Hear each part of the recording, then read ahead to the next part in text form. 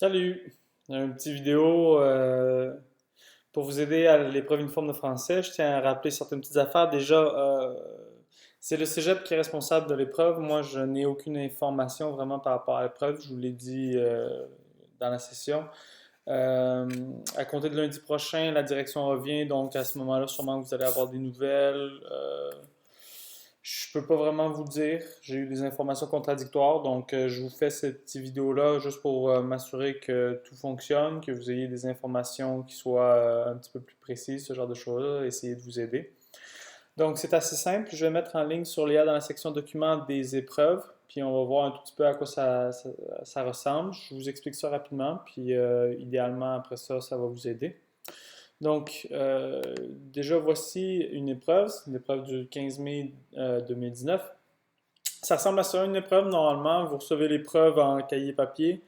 Vous avez également, vous devez arriver, je crois, avec vos cartes d'identité, ce genre de choses-là. Tout ça, normalement, c'est le cégep qui le dit. Moi, malheureusement, je ne le sais pas. Vous arrivez le matin, nanana, vous êtes stressé. Et vous arrivez avec des crayons, pas des crayons, des stylos. Et vous arrivez avec juste ça, c'est tout.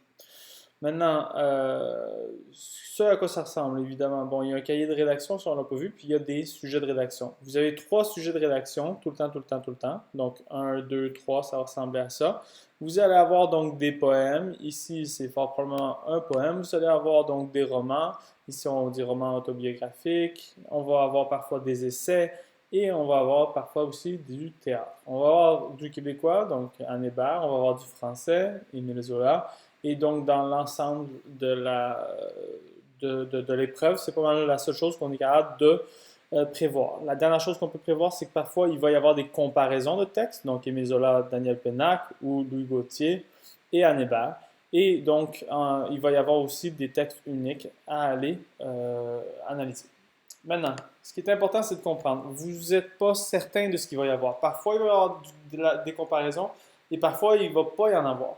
Nous, on a fait quelques comparaisons, admettons, par rapport aux journaux littéraires, mais dans un plan, c'est un petit peu différent. C'est pas vraiment très dur, mais quand même, il faut s'assurer, si on vous demande de parler de deux textes, il faut constamment les comparer. Il ne faut pas faire un paragraphe sur un, oubliez ça. Dans un paragraphe, vous me dites que, mettons, les deux sont similaires ou les deux sont différents, ben, il faut me dire pourquoi, puis me donner évidemment donc la comparaison immédiatement. C'est vraiment la seule différence, mais c'est juste une précision, évidemment. Théoriquement, vous devriez être capable de le faire. Maintenant, ce que je vous suggère de faire comme pratique, puisque les vidéos, ce que je vous donne, c'est pas nécessairement très long, l'épreuve, c'est pas nécessairement excessivement long. Ce que je vous recommande, c'est de prendre une épreuve que je vais vous mettre, vous la téléchargez, vous la regardez pas. Quand vous êtes prêt à travailler, juste faire un petit test au pire. Vous en ouvrez une épreuve, vous lisez les sujets vite vite, vous regardez si le sujet vous intéresse. Si ce n'est pas un poème, ben c'est parfait. Allez tout de suite au théâtre ou au roman, ou etc. Vous prenez le roman, vous l'extrait de roman, vous lisez rapidement et vous annotez dans la marge toutes vos réponses. C'est super important parce que c'est une épreuve quand même de vitesse. Vous n'allez pas avoir 5 jours comme avec moi, vous allez en avoir donc vous allez avoir donc quelque chose comme 4h30. Donc, vous devez tout de suite embarquer sur le plan. Puis je vous dis le plan parce que c'est le plan. Si vous ne faites pas un bon plan, vous êtes fort probablement en train de couler. Si vous vous concentrez pas sur votre écriture seulement, rendu à l'étape de l'écriture de votre rédaction, si vous faites les deux en même temps, vous allez avoir des chances de couler. Donc c'est bon de compléter le plan avant, très simplement, s'assurer que c'est simple, puis ensuite arriver à l'écriture, puis écrire en faisant vraiment attention aux phrases les plus simples, les plus évidentes, parce que c'est pas un professeur, c'est pas quelqu'un qui va, c'est pas un professeur qui vous corrige, c'est vraiment donc quelqu'un qu'on connaît pas, un correcteur, quelqu'un. Maintenant, l'épreuve en soi, vous allez avoir donc des extraits, on les voit. Ces des extraits-là sont habituellement donc de 2, 3 pages jusqu'à 5. Ici, on voit un poème. On parle donc de 5 pages. Même chose ici, on voit une comparaison de 2 pages avec comparaison donc de 2 pages, encore une fois. Ici, même chose, 2 pages, une page et demie avec 2 pages. C'est normal, c'est tout à fait typique. Maintenant, ce que vous voyez tout de suite, comment dire, c'est un cahier, mais ce cahier-là va changer. C'est pas nécessairement donc toujours deux romans qui sont comparés, parfois c'est deux poèmes qui sont comparés. Qu'importe c'est quoi, on ne pourra pas le prévoir. Il n'y a personne qui le sait vraiment au Québec. Ça va être une surprise pour nous tous, tous ceux qui vont devoir le faire. Maintenant, si vous regardez, il y a toujours une question. Il faut donc jamais oublier que tous vos paragraphes doivent répondre à la question. Maintenant, ce qui est important à noter, c'est que vous pouvez faire des plans, non pas des plans de 103, mais vous pouvez faire des plans de 100 aussi. Vous pouvez faire n'importe quel plan tant que vous répondez à la question. Donc, vous pouvez répondre oui en un paragraphe, deux paragraphes, trois paragraphes. Oui, déjà, ça change par rapport à ce qu'on a appris. On peut faire non, non, non. Mais également, on peut faire comme on avait fait en sens, c'est-à-dire deux paragraphes, oui, oui, non, non. Et là, on peut commencer à varier. Le plus important, c'est de toujours avoir donc une opinion donc claire et constante. C'est-à-dire qu'en tant que tel, tant que c'est annoncé au départ, à la fin, tant qu'il y a un plan qui mène vers quelque chose, on va vous laisser travailler. Mais il faut que ça amène vers cette réponse-là. Vous devez donner une opinion générale et vous devez la soutenir, montrer que vous êtes capable de la soutenir. Et donc, en tant que tel, le nombre de paragraphes et la position, vous pouvez faire ce que vous voulez rendu là. Ce n'est pas un examen de 103, c'est un examen de fin de cégep. Et donc, vous pouvez arriver avec des choses qui sont assez simples. Des trucs comme vous avez fait en 102, comme vous avez fait en 101, etc. Maintenant, vous pouvez parler de courant littéraire, mais comme vous ne connaissez pas les textes en avance, mais le sujet à amener, je vous conseille toujours de faire ça le plus simple possible. Si vous ne connaissez pas nécessairement quelque chose de gros, mentionnez un tout petit peu, mais surtout ne faites pas de faute. Même chose, donc vous pouvez faire votre ouverture, mais votre ouverture, allez dans le détail. Si vous faites ça de manière détaillée, on va vous donner des points. Maintenant, par rapport aux figures de style, etc., c'est la même chose. Assurez-vous seulement de donner ce que vous êtes capable de détailler. C'est vraiment donc très, très, très prioritaire. Et assurez-vous donc que vos idées soient thématiquement toujours très bien reliées avec donc les autres idées et ultimement le sujet. Une fois que tout ça est remis ensemble, c'est-à-dire l'opinion est claire, vous répondez très bien aux thèmes et tous vos thèmes que vous utilisez comme argument donc mènent vraiment vers votre réponse, la justifient. Mais normalement, ça va assez bien. Maintenant, il faut faire attention. L'épreuve uniforme de français, c'est une épreuve qui pénalise énormément la langue. Donc, si vous écrivez, donc, faut faire excessivement attention. Faut vous assurer d'avoir en haut, admettons, d'un 800 mots au minimum. Même si on vous demande de compter les mots, comptez pas les mots, faites-vous une moyenne.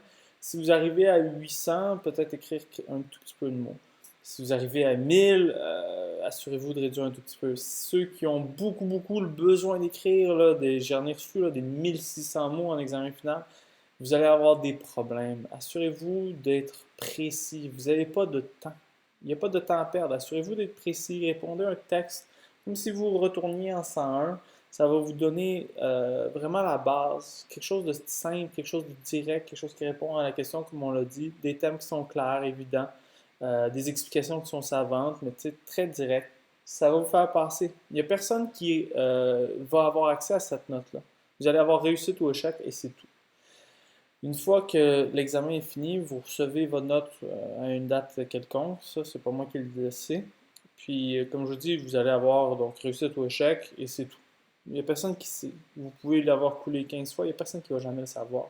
L'important, c'est juste de le passer. Et donc, pour le passer, assurez-vous, donc, comme je vous dis, vous choisissez votre texte, prenez pas votre temps pour tout lire. Quand vous lisez le texte, essayez de lire tout le temps en essayant de chercher la réponse à la question. Puisque chaque ligne, 2, 3, 4, mais chaque quelques lignes répond à peu près tout le temps directement à la question. L'épreuve a été conçue pour ça. C'est pour ça que des fois, les textes sont charcutés avec des crochets et des 3 points, puisqu'on veut des passages qui vont être utiles pour chaque élève.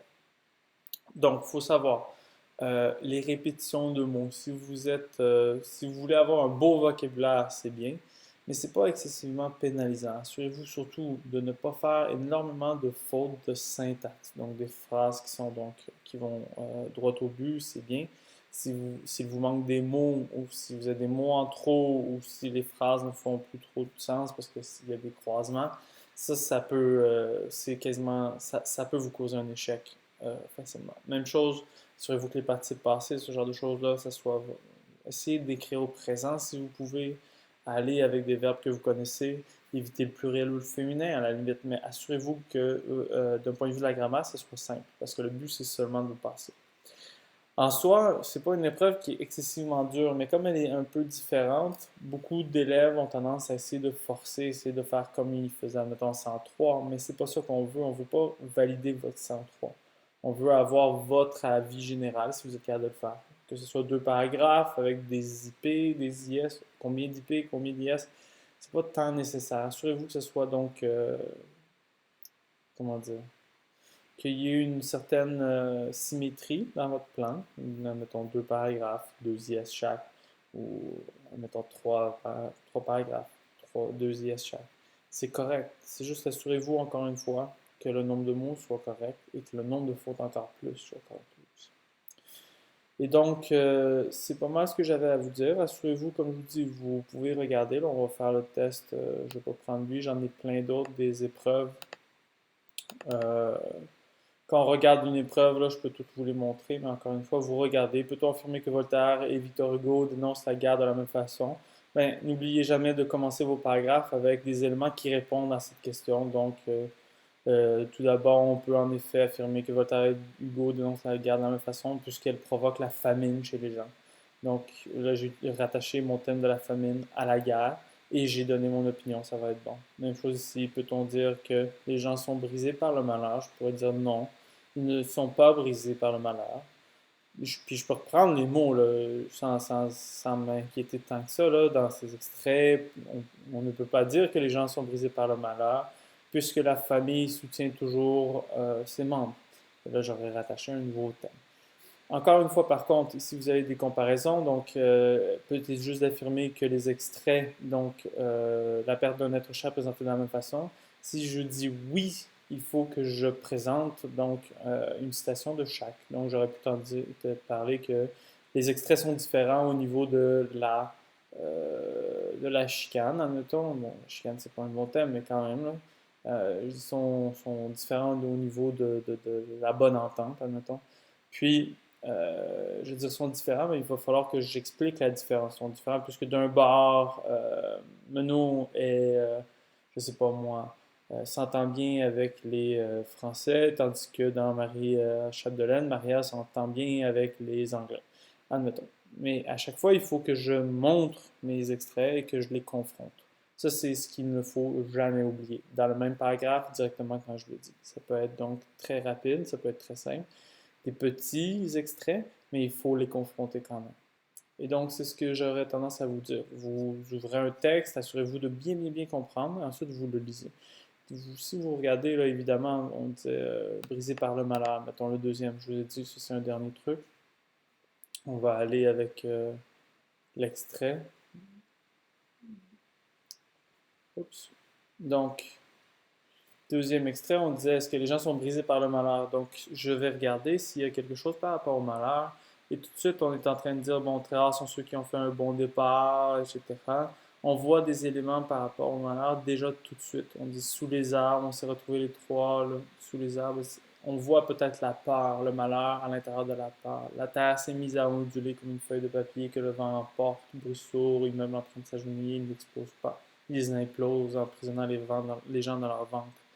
Donc, évidemment, je peux dire, en répondant là-dessus, vous le voyez, déjà dès le début, il y a toujours des réponses, donc il faut être prêt. Donc, les gens sont brisés par le malheur, mais on pourrait dire qu'ils sont brisés en effet, puisqu'on voit d'un point de vue, je sais pas moi, de leur corps, qu'il y a une brisure donc physique qui s'effectue. Ce genre de choses-là peut être fait. Faites vraiment attention, donc encore une fois, de bien lire dès le début, parce que des fois, il y a une réponse à la première ligne. Il y a des bonnes citations tout le temps, tout le temps, tout le temps, c'est ça. Et donc, il faut avoir le crayon à la main quand on lit et quand on se prépare. C'est pas mal tout ce que j'avais à vous dire. Évidemment, après ça, c'est du cas par cas. Vous pouvez m'écrire sur Teams si jamais vous avez des questions. J'ai essayé d'y répondre. Je suis plus à l'emploi du Cégep depuis vendredi dernier, mais je suis toujours là pour vous. J'aimerais ça vous accompagner. Puis, comme je vous dis, si jamais moi j'ai envoyé des messages, ma collègue aussi a, pas été, a envoyé des messages par rapport à l'épreuve, juste pour essayer de redonner des nouvelles aux étudiants. Je peux pas vous répondre. Si vous me l'écrivez, c'est pas parce qu'on me l'écrit deux, trois fois que j'ai plus de réponses, j'ai pas de réponse.